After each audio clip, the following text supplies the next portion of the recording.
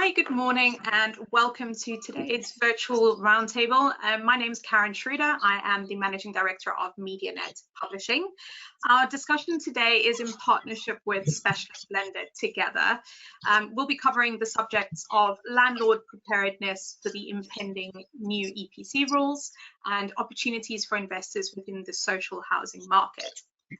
Before I give you a short intro and allow the panel to introduce themselves, I just wanted to extend a warm welcome to those tuning in to listen and watch live. If you're new here, there is a Q&A function on your GoToWebinar control panel, and this will allow you to put forward questions throughout the session. We'll try to get to as many of these as we can, either during or towards the end. We would like you to get as much as possible out of the conversation, so please don't be shy. I'll just say to our panel, just for housekeeping, if you can keep yourselves on mute when not talking, just to eliminate any background noise, that would be fab.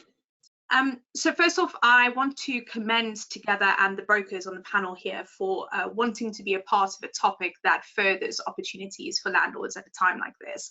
There is continued downward pressure on them, and as we are all too well aware, the economy is in a bit of an unstable state.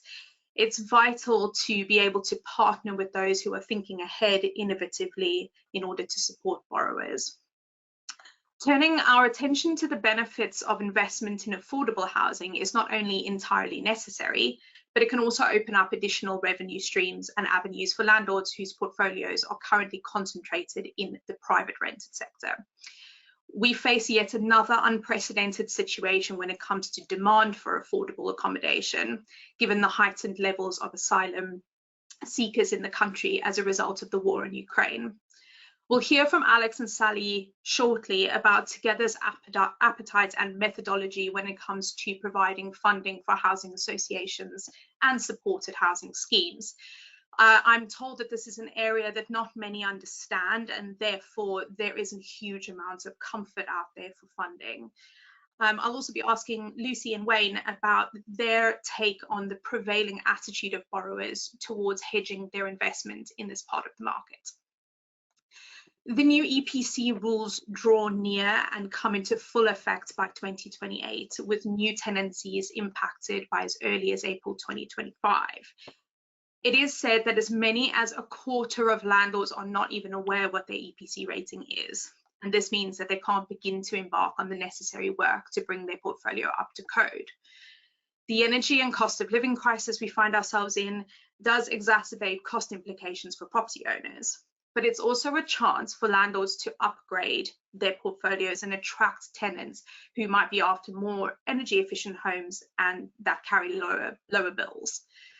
For those who don't act in a timely manner, this is a bit of a warning signal that funding options will be extremely restricted should you not act soon, and you'll also be left behind, unable to let. We'll be touching on the finance and government grant options available, and we'll also be talking a bit about what landlords should possibly be prioritizing when it comes to improving their rating. As with many things, cutting through the noise is important, and the parties on our panel today are experts in bringing the necessary to the fore. It's in everyone's best interest to keep landlords active, and exodus will likely lead to far less choice and higher pricing. And I can't think of a worse time for this to happen. So, to signal their support for this market, I would like to hand over to the panel to introduce themselves, and I will start with you, Alex. Good morning. Thanks everybody for joining us today. My name is Alex Bodie. I head up the social housing channel here at Together. The channel was launched back in January this year, so we're relatively young, albeit we have been funding in this space for quite a while. So I'll keep it quite brief and I'll give you more details after we've done the introductions. Thank you, Alex. Sally, over to you. Yeah, I'm Sally Precious-Ward, and I am a regional account manager in the South for Together, looking after broker accounts. Thank you, Sally, for being here. Lucy. I'm Managing Director of Aria Finance, which is recently Vantage and Enterprise Finance merged together and rebranded. We're a specialist broker that covers all aspects of specialist finance. Awesome, lovely to see you again on one of these, Lucy. And Wayne. My name's Wayne Gray. I'm Managing Director of DMI Finance. We are, again, a specialist commercial finance broker, trading from the Southwest, but working on a national basis. Excellent. Thank you very much for being here. I think we will kick off with an overview on the social housing market from Alex. And I'd also love to inquire a bit more about the role that you have at Together and when and why that was created specifically. Yeah, absolutely. So the role was created, but it would take you back, and I'll keep it quite brief, is, I joined the company 3 years ago after 20 years worth of banking. One of the first customers that got in touch with me via LinkedIn was a housing association looking for some funding. And at the time, we were a specialist property funder, but when we looked at it, we said, well, we don't really understand housing associations. Do you think we can do this? And we ended up providing bridge funding for them, and quite several bridges for this particular customer. Then about 18 months later, I got a call from a colleague in London saying, listen, I've got another housing association here looking for some development funding. Do you think we can help? We talked it through and we ended up doing the development funding for them. And I suppose that was really the trigger, or when we thought, actually, well, maybe we're missing a trick, not understanding the sector. So it took us on a bit of a journey over the last sort of 12, 18 months, took us down lots of different rabbit holes. We had the hotline into the social housing regulator, sector specialist lawyers, sector specialist valuers, government white papers, and basically did a whole load of due diligence on the sector, almost condensed it into a sort of deck that we could present to the board and said, look, I think we are missing a trick. I think there's loads of opportunities, and actually it's a great opportunity for us as a business to do the right thing and start helping England get out of the housing crisis that they're in. So I really think we should do that. The board loved it and said, absolutely, I think we should be doing it. Let's launch a channel. You've done the research. We'll learn as we go. We've got some, sector specialists, valuers and lawyers advising us. So let's launch the channel. And we launched it in January. So actually what we found out was that actually we've been doing quite a bit in the supported housing space without actually knowing we were doing it. So currently we fund 4 for-profit housing associations direct. We provide them with bridge, term and development funding. And then we also provide a huge amount of funding in the supported housing space. And ultimately, when we were looking at the sector as a whole, one of the very first slides I looked at, which sort of helped me sort of start the pitch off almost, was that, there are 1.2 million people on social housing waiting lists, and over 300,000 of them have been on there for over 10 years. And that was almost the initial slide that went, wow, that is a real issue. And in terms of where we are as a sector as a whole, we're in a housing crisis. And actually, we've been in a housing crisis for many, many years. I don't actually think we'll ever get on top of it, because the demand for housing and social housing is just going through the roof. We as a society are becoming more caring generally. We're aware of more vulnerable user groups that need houses, and actually we can't build them quick enough. I think that Boris's target last year was 300,000 new homes. We built 170, way short. Now I know we had COVID the year before, but actually, we are way, way behind. And I think it's a dire situation. It's not all doom and gloom, because obviously with situations like this, there's opportunities. But we as a lender felt it was the right time for us to provide a dedicated channel and provide support both to housing associations direct and private landlords who are looking to maybe considering leasing their properties to a charity, a community interest company, a housing association, or someone that is providing homes for vulnerable tenants.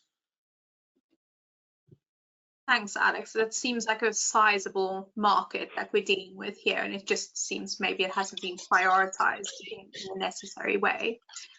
Could you just drill down a bit more into how the existing products that Together offers, which I'm sure some of the people tuned in will know about, how they apply in those circumstances? Because I understand you don't have restrictions based on the fact that it is affordable housing or via an association.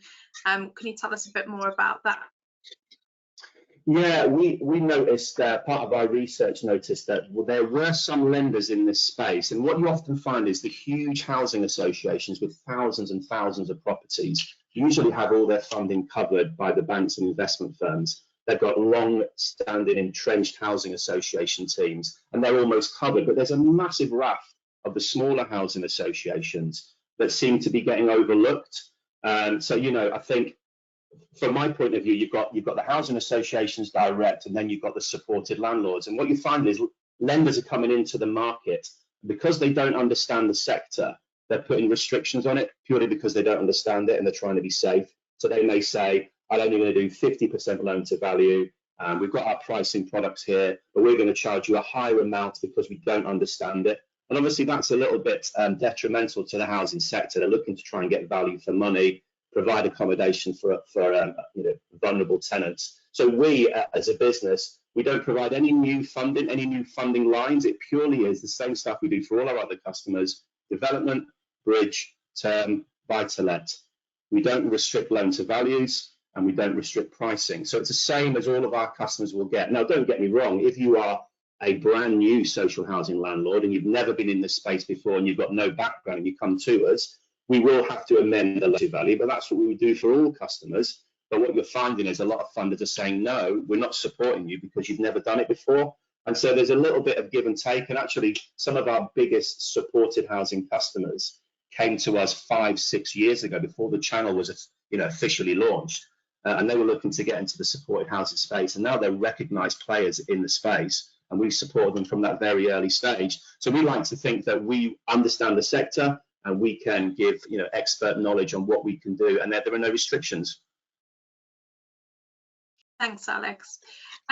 Wayne, just coming over to you, in reference to, from a broker perspective, and in reference to the buy-to-let clients and landlord clients that you have, what's the impression that you get about appetite or willingness to invest in the affordable housing part of the market? I think, I mean, look, we have lots of clients that invest in that space, and I think primarily, I guess, look, it's a double-edged sword, or it's a win on both hands, perhaps. You know, property investment. A lot of investors get into property investment because they perceive it as a passive income stream, and you know, I think we all realize that it's perhaps not quite as passive an income stream as you first believe it to be when you start investing in property. And I think investing in this type of property, as I say, is a win on both sides. It's perhaps altruistic. You know, you're giving back. You're not just thinking of yourself. You know, we're all aware of Ukraine. I think tugged on a lot of the heartstrings. A lot of people thought, well, actually, you know, I've got spare rooms. I'll offer them up.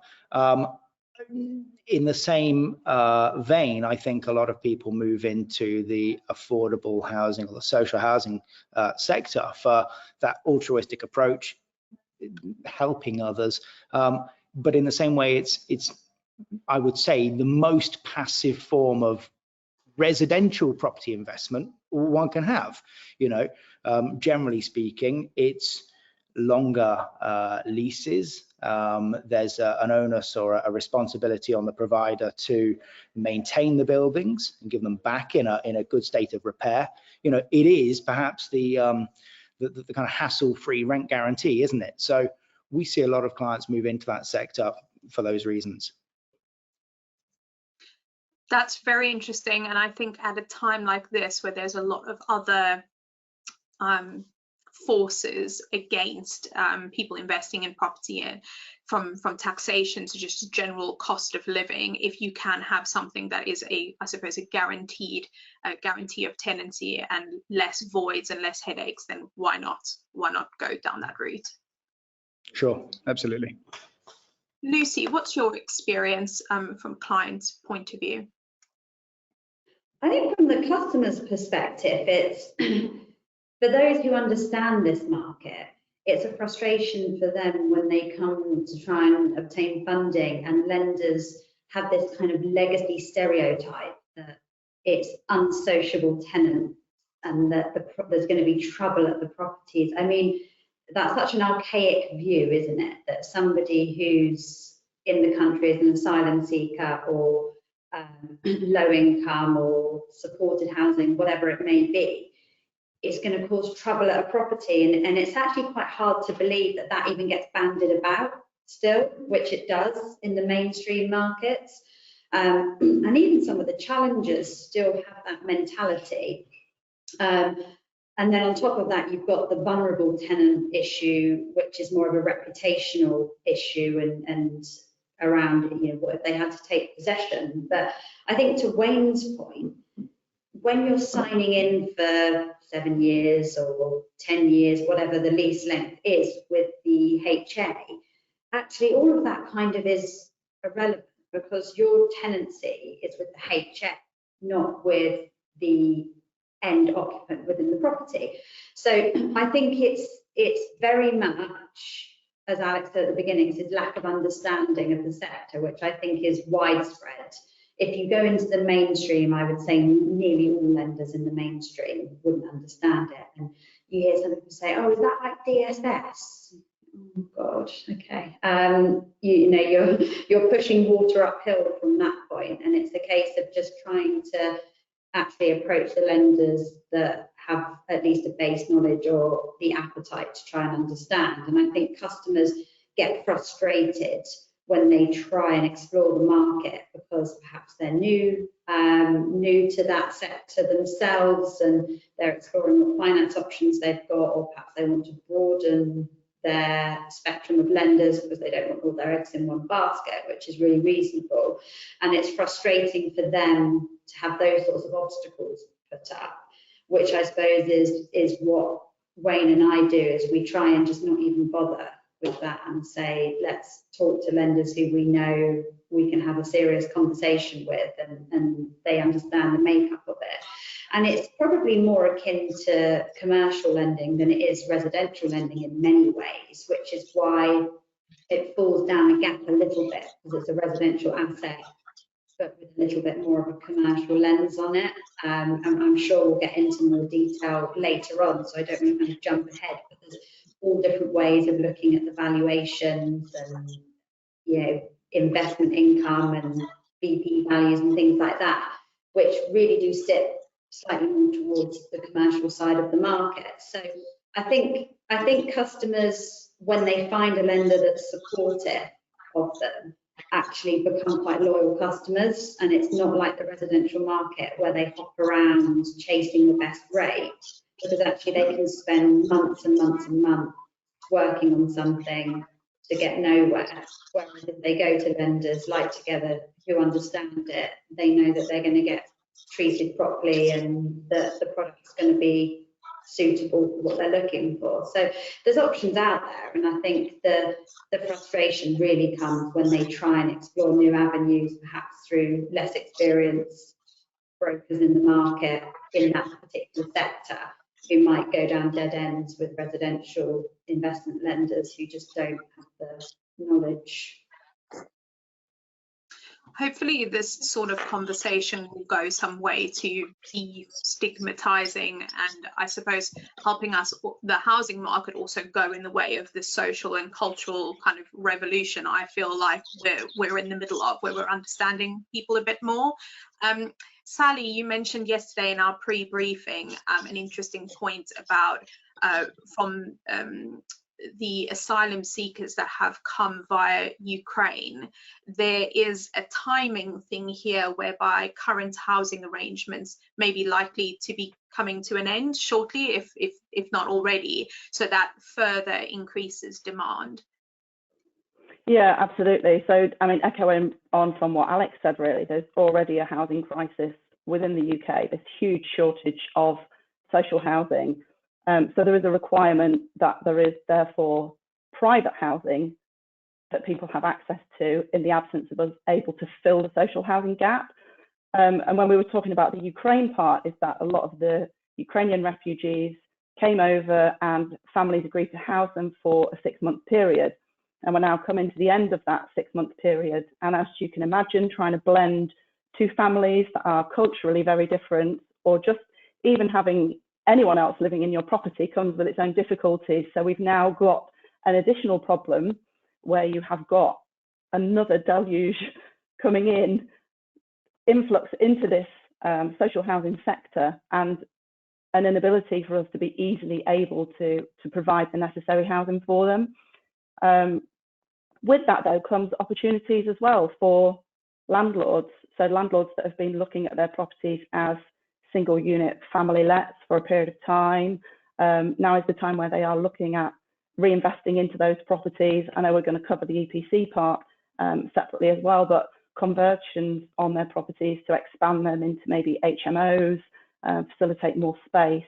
If you couple that as well with the opportunities that Lucy was talking about the tenancy agreements that come in place with these properties, there's a real opportunity for landlords out there to start to think outside the box, increase their yields on properties, as well as being able to do something which is morally correct, and that is to support this massive social housing need that we've got in today's society. Thank you, Sally. I mean, that brings me nicely on to talking a bit more about, for those that are uninitiated, and Alex, I might come to you for this, a few more of perhaps the differences when it comes to the private rented sector versus the social housing sector. We've spoken about lease lengths, we've spoken about tenancy demand, and of course the moral impetus. But is there anything else that we might want to know about benefits or just pros and cons between the two? Yeah. I mean, I think that the refugee point was an interesting one. So I went to a housing conference in Manchester end of June this year, and one of the first talks I went to was on the refugee crisis. And this is a stat that I don't think many people know. So over 2 years, we had 20,000 Syrian refugees come into the UK, and they anticipated at the end of June that over the next 6 months we'd have 200,000 Ukrainian refugees, which is like 10 times the amount of the Syrian refugees over a quarter of the time. So there really is opportunities for social housing landlords to be involved in this. And I think there is a bigger problem here. I mean, there's more problems. Why was there only 20,000 Syrians and 200,000 Ukrainians? We can have that debate another time. But actually, housing is probably a minor part of what needs to be done in that space. There's infrastructure, schooling, hospitals. A lot of these have come from war-torn countries. They need a lot of care. So there's a huge problem going on there that we have to come back, get sorted. But in terms of the housing, real opportunities, you have, when an asylum seeker comes over, just to clear this up, so you're an asylum seeker when you come from a country and you are claiming asylum, and you have to be housed in temporary accommodation while your case is being viewed. And then once your case is viewed, if you're then successful, you then become a refugee. So actually there's two different types there. You've got temporary accommodation from asylum seekers up to maybe 6 months, huge demand for that. And then obviously when they come out and they become a refugee for the country, you then have follow-on accommodation a bit more longer term. So there really is lots of opportunities, especially in that space, for private landlords to maybe look at. And the Home Office provide contracts to 3 main providers who provide all the accommodation for refugees and asylum seekers, and that's Mears, Serco and Clear Springs. And like we touched on before, that Wayne touched on before, you guaranteed rent, you no voids, you deal directly with them, it's a fully repair and insuring lease, rent is paid on time, every time, first of the month. So there is huge opportunities if you can get your head around actually what do you want from your portfolio. Do you want the headache of dealing in the private rented sector, having rent voids and having to deal directly with the tenants, or do you want to deal with one of these 3 main contractors that the Home Office have agreed a contract with, who take that all away from you? You might get lower rents, but you take away all the hassle that comes with it. So, and you are providing a service for people that need it. And we see a lot of people come into the space who are looking to get into the supported housing space. And there really is, quite a mix of people. You've got people that are coming in and doing it for the right reasons. Yes, they want to make a profit. They want to build their portfolio. They also want to help, and they feel like they should help. And that's quite clear. And then you get some people that come in and they will spend 20 minutes in a meeting with me telling me about how much rent they can make. And that's all they're focused on. So you really do have 2 different types of people in that space that are trying to do the right thing. And obviously, we fund the people that have ethics and want to do the right thing for the right reasons. Thank you, Alex. Just before we move on to the EPC point, perhaps a link between the two. Do you feel like there is enough government support or any tax incentivization for landlords to move in more into affordable housing? Is that a thing? Should it be more of one? It's a good question. Is there enough support? I think once again there is support out there, and I think it's just an information piece. Understanding what is available, and the refugee piece I just touched on before. Not a lot of people know about these people and what they offer. You can go straight on their website and click and find out exactly how it works, how the yields are generated, and they take you right the way through it. So I just think it's an awareness piece. There's a stigma piece attached to it. There always is. Lucy touched on it before. But ultimately, what do you want from your portfolio? We're coming into a time where, turbulent waters in terms of the financial economy. If you've got a big portfolio of tenants or empty properties, you might need to start thinking a little bit outside the box about what is the right thing for your portfolio. But I do think it's an information piece. And once again, hark back to us being a specialist lender in this space. We spent 18 months researching the sector. We're still learning every day. There's loads more new stuff that we're learning every day, but I just think if you take the time out to investigate and find out exactly what you want from your portfolio, what's important to you. For me, if I had a portfolio, I would want guaranteed rents, I would want voids covered, I would want the repairs done for me. We're not all the same, but that's what I would want. I'd also want to be making a difference. So it almost ticks every box for me personally. It's very exciting to be opening up a market where the commercial can meet the ethical. It's rare, so this is great. Okay, so we're going to move on to the EPC rules, which are coming into effect sooner than we could possibly imagine.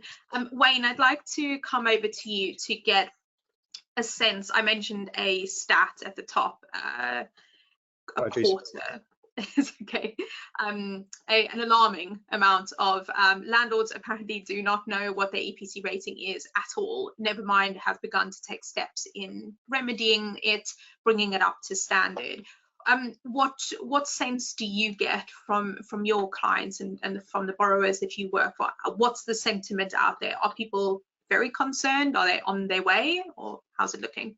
It's an interesting one. I guess you're absolutely right. I mean, it's a conversation that we have right at the very, very outset. You've got many more lenders offering select products for grade A to C EPCs. So it's something that we're very hot on in conversations with clients, whether face-to-face or at presentations such as this. Do I think landlords are concerned? I think they absolutely are concerned. I think they feel that they're getting it from all sides at the minute, and they are, I think we will see it. Look, I guess one thing to highlight, it is at the moment only a proposal. It's not written in law. I think a landlord would be naive if they're buying a property that they're carrying out refurbishment works to not consider the proposals at play and not give their best endeavors to get that up to a C.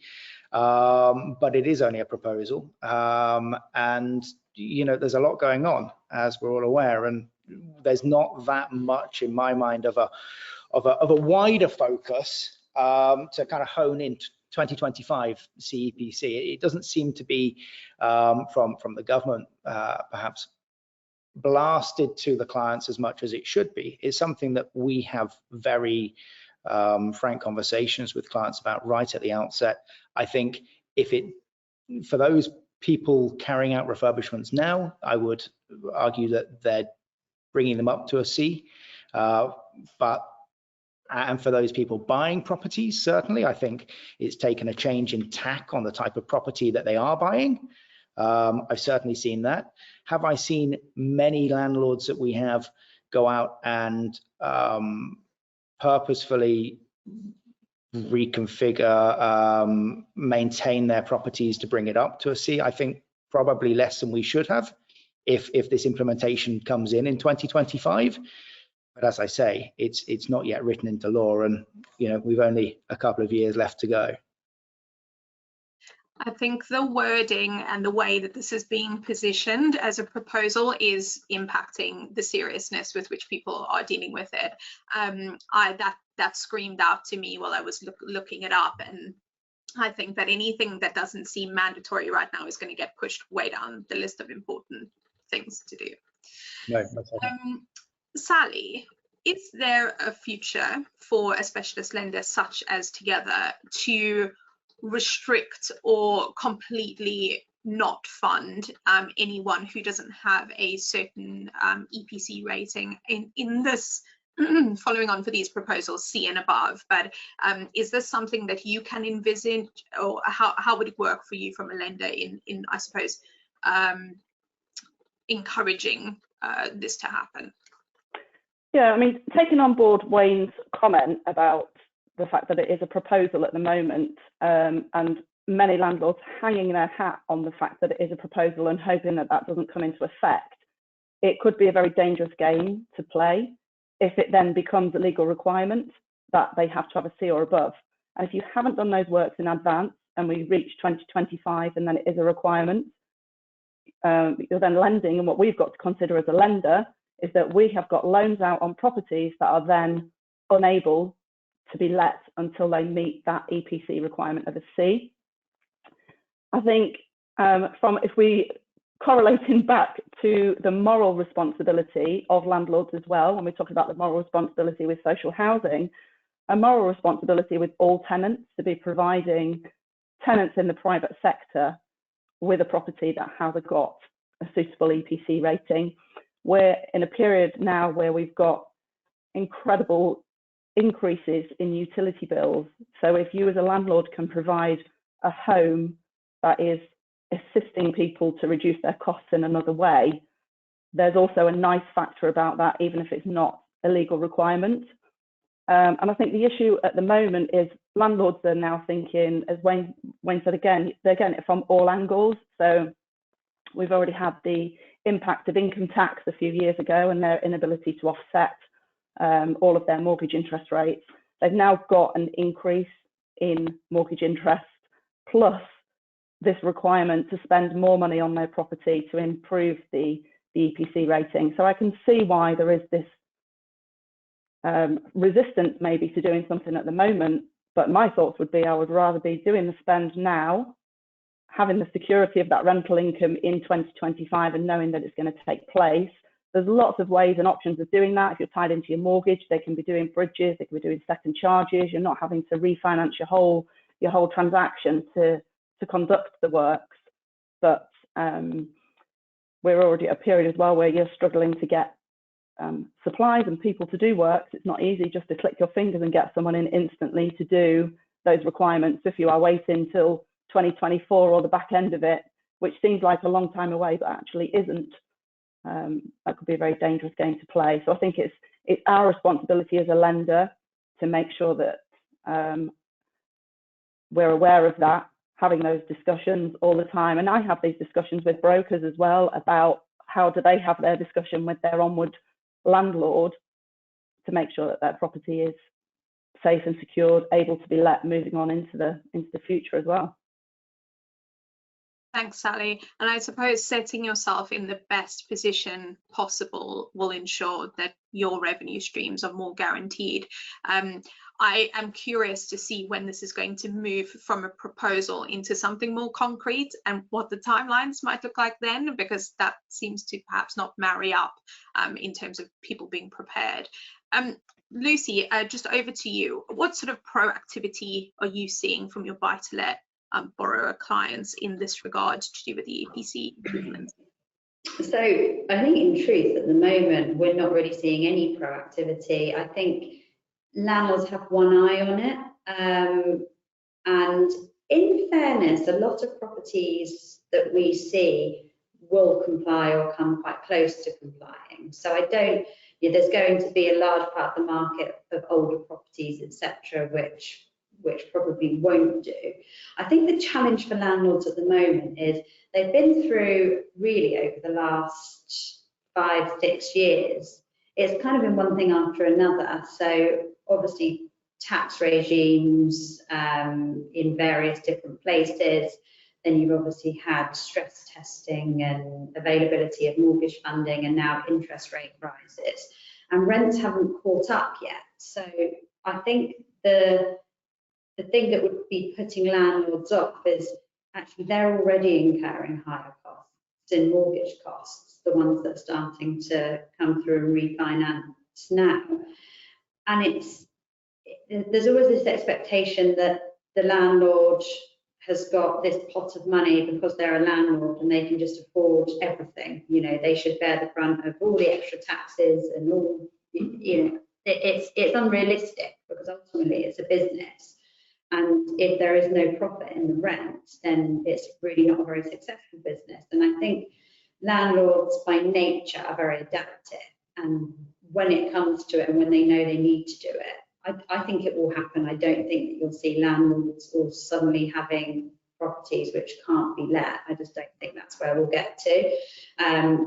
It may well be that if it goes from being a proposal to regulation, that they extend the time out a bit, because it's probably not at front and foremost of the government's mind at the moment. However, at some point they might say, okay, right, that's now regulation, but they've got slightly longer to do it. And obviously by then rents will have caught up a little bit. And in addition to that, you've got lenders that offer the incentives, financial incentives for hitting the EPC at the right level. It'd be interesting to see whether that continues when it becomes regulation, or whether that's just, well, you know, if you're not within this range, you can't transact anyway, or whether actually the bar gets set a bit higher and that incentive still exists. But the reality is the green agenda is massive. And whilst landlords probably do feel slightly frustrated that it's another cost that lands on their doorstep, I think most that I speak to understand. They understand why, and they understand that everyone has to play their part, and energy efficiency is obviously just a small piece in that jigsaw puzzle. But if we don't start making changes across the board in different areas, then nothing will change on the green agenda. And I think most people are alive to that. So it's a niggle at the moment for people, but I'm not seeing anybody take any action. I think most people open it, look at their EPC and think, well, I've still got a couple of years, worst case, to look at this. So I'm just going to close the computer and look at that again when things have settled down. And I think that's okay for now. If you know that your property needs to have a major overhaul, that's when you need to be thinking about it. But if it is just on the cusp and there's a few changes here and there, I don't think it's going to be that difficult. We've got a bunch of fairly savvy people that I'm sure can navigate around that. Thanks, Lucy. Alex, we've been talking about the housing stock issue in relation to our social housing segment of this conversation.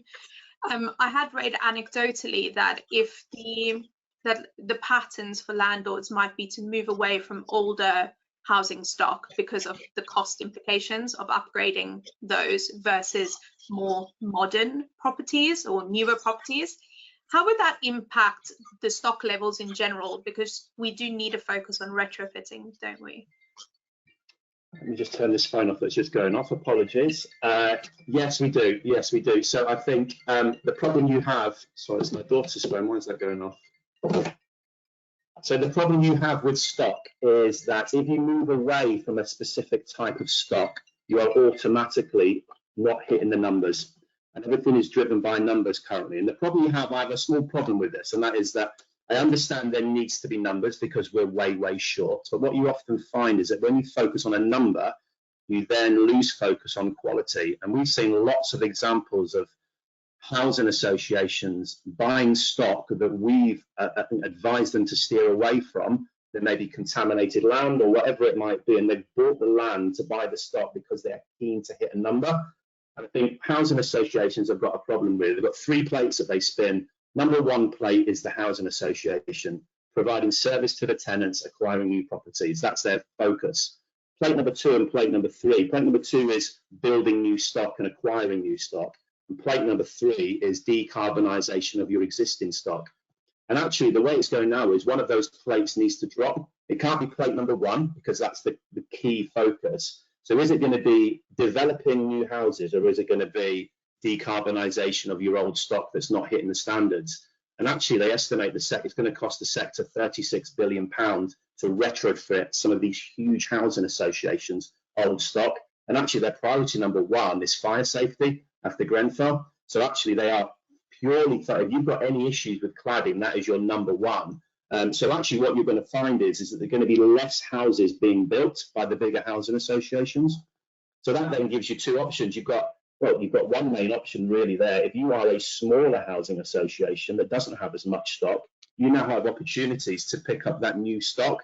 So it really is, it's a fine balance, and you need the government to be on board and providing support, and you need the housing associations to possibly work together to alleviate that problem. And I think there's the housing sector is huge. There's 1,400 registered housing associations. A lot of them have been around for a long time. What you get with that is you get complacency and people who are probably not as commercial as they should be. And on the other side, you've got new ones coming in that are hugely commercial, ready to scale up, but maybe don't have the infrastructure. So there may well be opportunities for, gasp when I say this, for-profit and not-for-profit housing associations maybe working together. And when you sort of mention that to some of these not-for-profits, they're like, no, why would I want to work with them? These are, they don't think they've got the right ethics. But ultimately, every housing association is regulated to the same standard by the social housing regulator.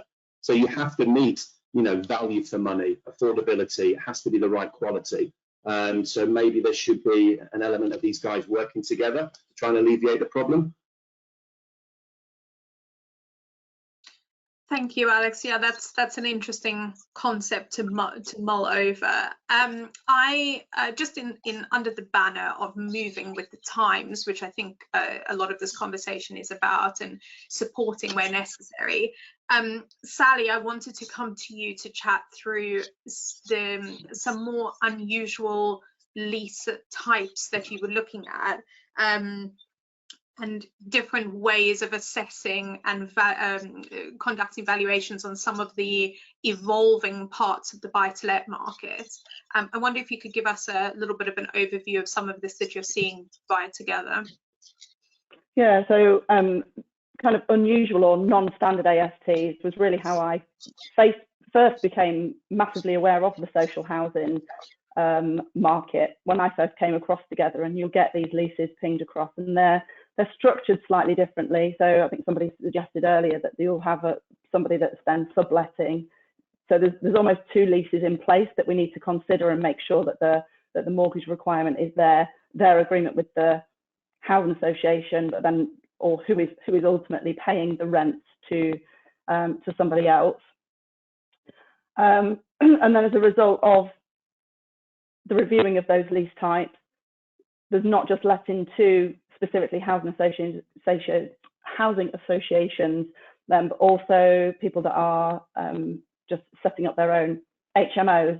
There'll be lots of individual leases that are set up rather than a single lease structure on that type of property. Sorry, was there something else you asked there? Lease structures and? It was just a bit more about what you were seeing from Together's point of view in terms of things that are maybe a bit more non-standard. So I think that. Yeah, no. So those, I think the people are looking at them more of the opportunity and the option for them to increase the amount of income that they can earn from their property. So the HMO really is a prime example at the moment, that rather than having, say, a single dwelling that's been let as a 3-bed house, changing one of the downstairs rooms to another bedroom to be able to make it a 4-bed HMO and increasing the rental capacity that they can have from that property. I'm seeing a lot more inquiries coming in on that basis of landlords now looking for new ways that they can maximise the rents from the properties that they own in order to offset against the increase in interest rates. And not forgetting, we're coming out of a market where you've got a whole generation really of landlords that are used to low interest rates. So they're used to earning money on a monthly income basis as well as investing for a long-term capital growth. Whereas if I think back to kind of pre-2008, when interest rates were erratic, rising, dropping, the general thought process of a landlord then was that they were buying a buy-to-let property for long-term capital gain.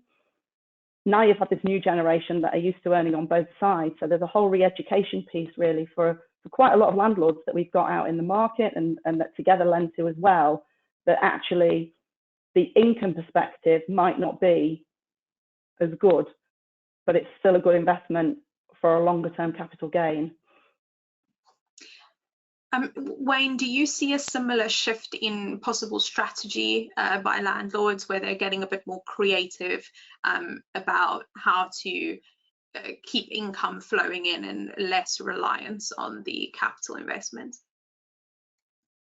Sure, absolutely. But I think that's probably less focused on social housing. It's more about their appetite to go beyond the single dwellings or go beyond southern properties, southern investors buying in the north, commercial to resi conversions, title splits. I think the upskilling of a landlord and their kind of pressures on them to be a bit more creative are exponential. So yeah, we see a lot of landlords try to step up their game and move away from single dwellings for sure, but not specifically into the social housing sector. And to match that, do you feel like there are enough funding options available out there? We obviously know Together is an avid supporter, but generally speaking, is there anything particularly wanting that you would like to see in perhaps the buy-to-let sector as a whole? Certainly more lenders willing to proceed with social housing providers. I mean, it's something that is severely underserviced. Alongside Together, you might have a couple of other lenders that would do, which would by and large lend on this type of security, but certainly not the lease lengths that Together will go into. Many of the lenders, as Lucy's already mentioned, are far more akin to traditional buy-to-lets. They get het up on the reputational risk side of things, the sort of aspects that Together feel a lot more comfortable with. So, to see more lenders enter that space would be very, very useful. I'm sure there's someone here that are taking notes. I've got a question here from an audience member, which I'm going to direct to Lucy. The question is, how likely will leaseholders get support from freeholders who would be able to improve EPC ratings significantly within their frame of rights, for example, through wall or roof insulation? And an example here is people owning a flat in a council block.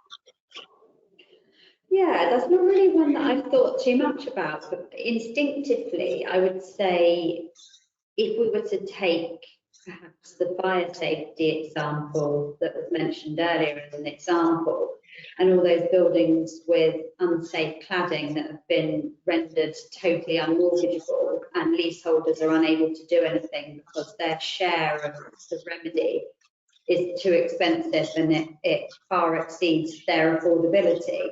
My fear would be that we could see something along those lines where actually the cost remit doesn't sit with the freeholder, or certainly not in the large part, perhaps in the small part, and therefore that cost of the renovations gets divvied up between the leaseholders, and the leaseholders just can't afford to do it because you obviously need a collective agreement as well in that scenario, as opposed to one or two saying they can and the work's still going ahead, because ultimately if you've got 10 flats in a block and 4 people can afford to pay their share, they're not just going to say, well, that's fine, I'll cover the share of 10 people.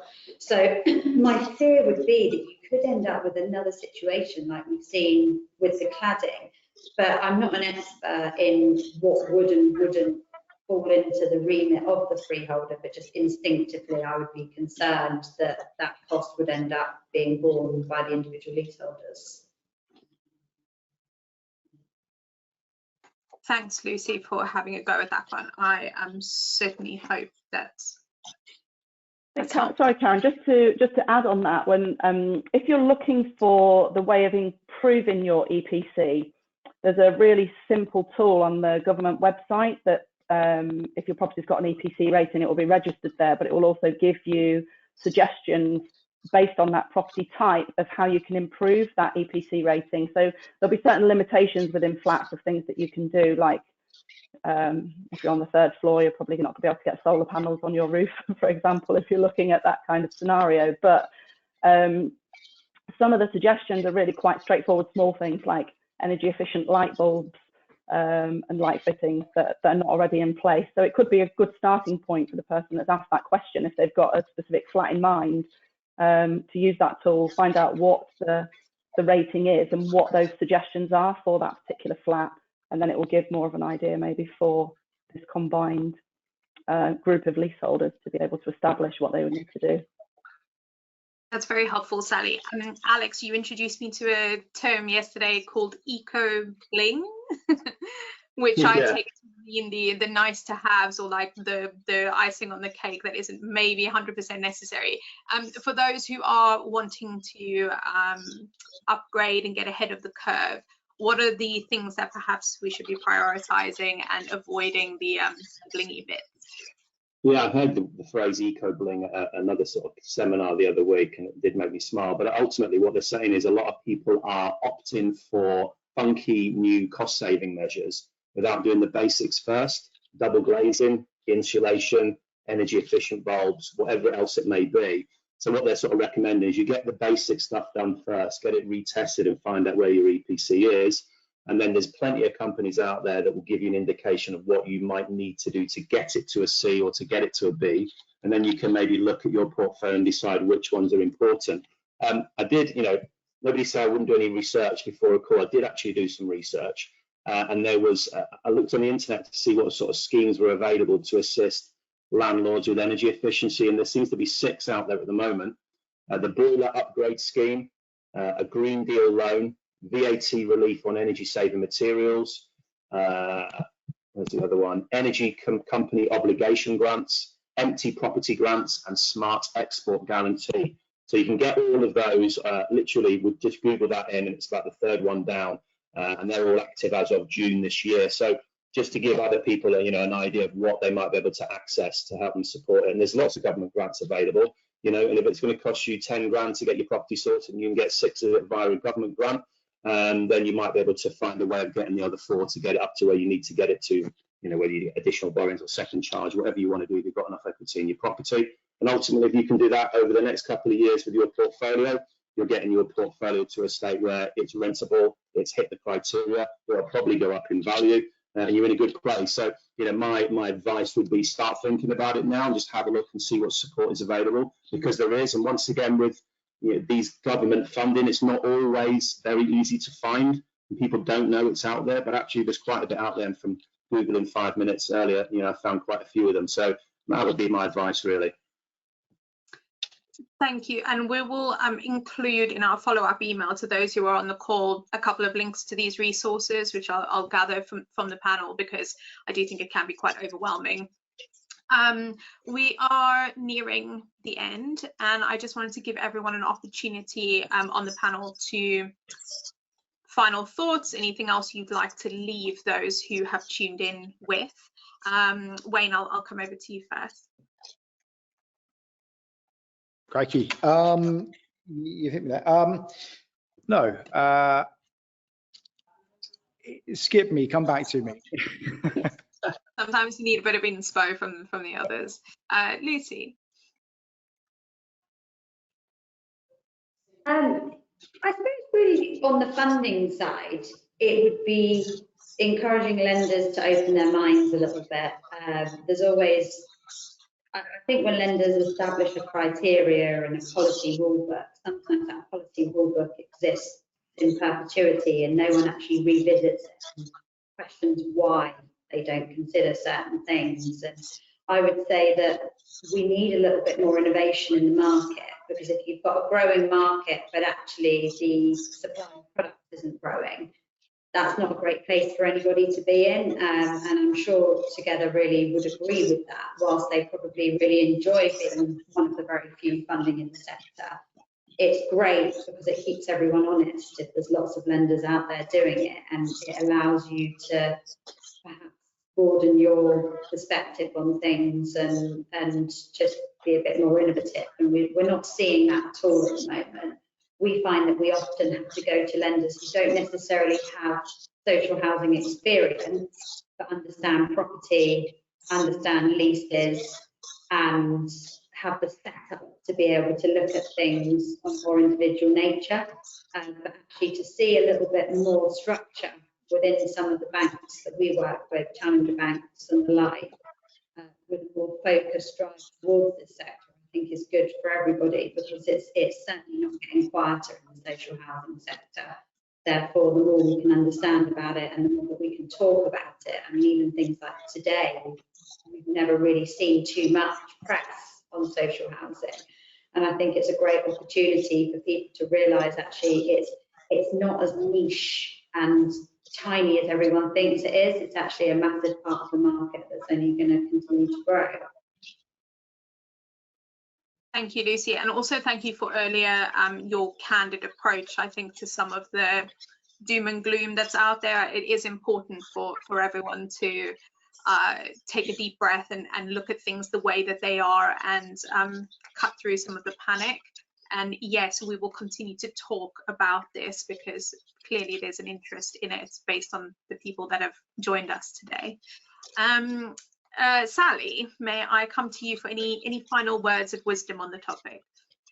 Yeah, I think from my perspective, I'm actually really proud to work for Together, and it's nice to be working for the lender that is being innovative in this space. When you deal with commercial finance, a lot of the time you are talking about money, you're talking about profitability, you're talking about profit. So to actually do something that is ethically good and to be involved with that is nice. So when I was invited to do this webinar, I was really keen that we did cover off this subject, because it does highlight that there is a massive need that a lot of people are not aware of.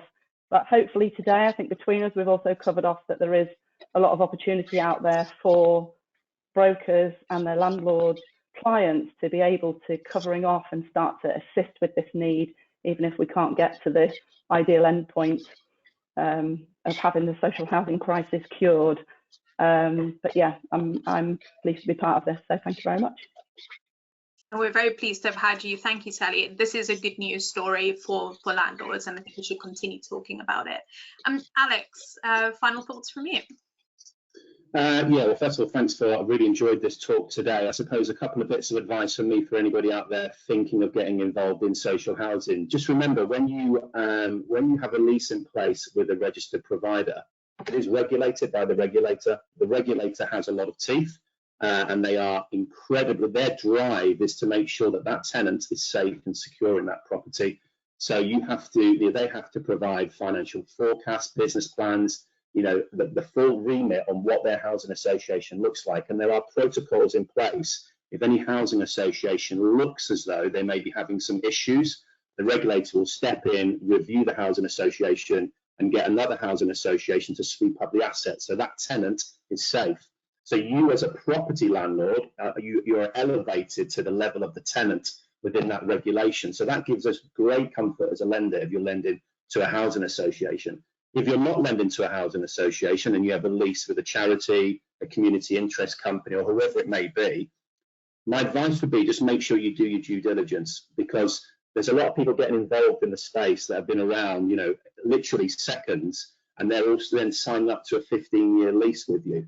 So just remember, are they going to be around in 15 years? So just do some very simple due diligence. Have a look at the company, have a look at the directors, you know, what's the feedback on the company so far, and then make a call on it. Because if you're signing up to a 15-year lease with a care provider or an association that's been around for 5 minutes, and maybe the directors haven't got any experience in it whatsoever, there's no care background, you almost start thinking, well, actually, are they going to be around in 15 years? And obviously something that we do now, we've got the channel in place, is just do some very basic level due diligence on that lease provider, the care provider, the tenants they're providing the rent for, and then we make a call on that. So that'll be my 2 words of wisdom to anybody looking to get involved in the space.